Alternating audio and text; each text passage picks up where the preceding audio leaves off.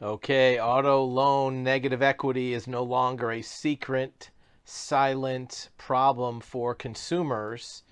It's become a very highly publicized and conspicuous thing that's affecting millions of people nationwide. How do we know this?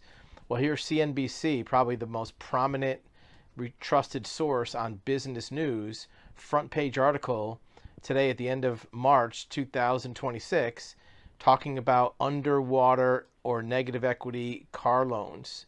And what they've done is collect some great data from new car dealerships about trade-ins. And this is stuff we've talked about for a long time. In fact, you can go back more than a year and find some of this data that we pulled from the marketplace, but here it is in black and white for everybody to see.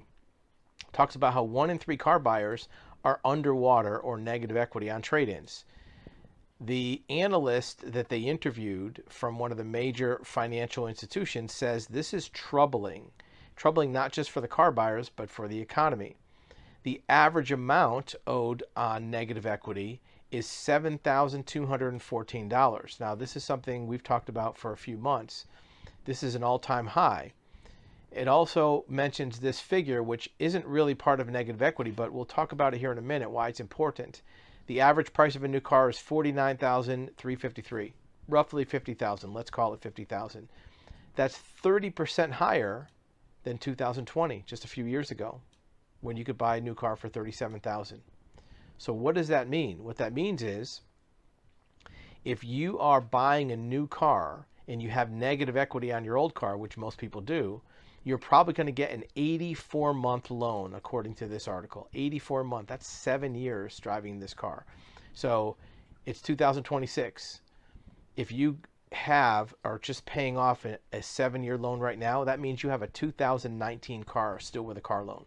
So if you buy a car right now with a 7-year loan, you're going to be paying for it until 2033. Think about that. It's a reason why you don't want to have your negative equity. You don't want to keep it. This is why Loan Exit exists. The link below tells you more about it. But let's dive a little deeper. The article talks about the danger of doing that.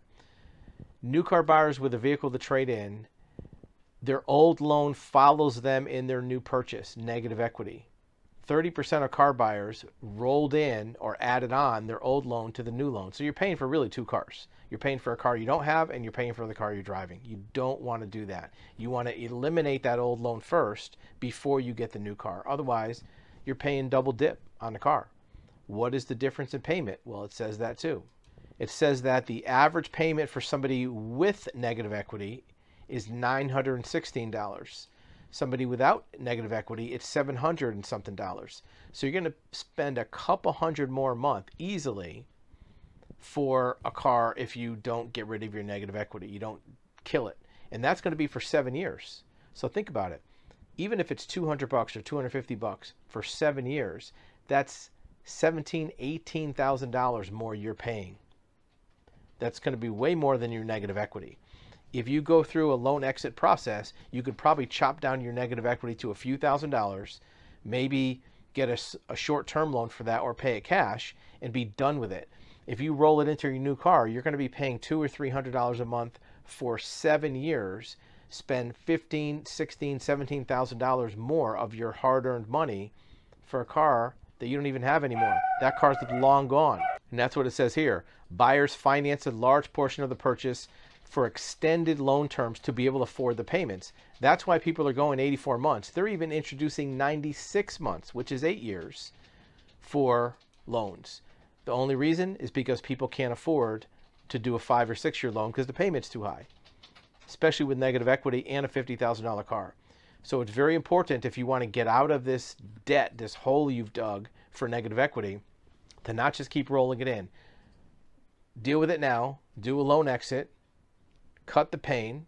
We can help you with that to get your negative equity reduced, chopped down, and dealt with now rather than just keeping the can kicking down the road, which is going to put you in worse financial position later when maybe the job market changes. Maybe you need to get rid of that car. And that negative equity is just going to be 10 times worse than what you have now. There's solutions for this. You don't have to be stuck. You also are not alone. This is the fact that it's major news in a top publication, CNBC, tells you all you need to know, that this is a problem nationwide, widespread for everybody, and getting out of it is not something to be ashamed of. It's something that you are entitled to do, you deserve to do. The fact that the dealer did it to you doesn't mean you have to stick with it.